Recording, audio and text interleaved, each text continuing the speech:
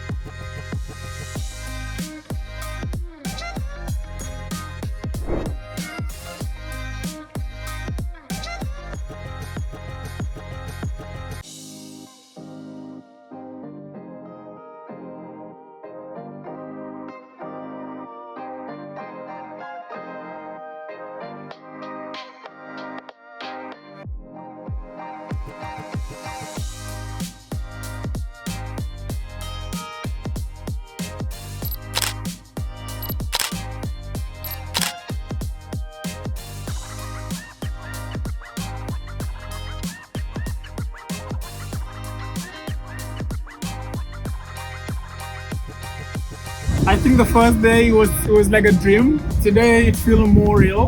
The day I felt it the first day is still the same. Very special, incredible, extraordinary recognition.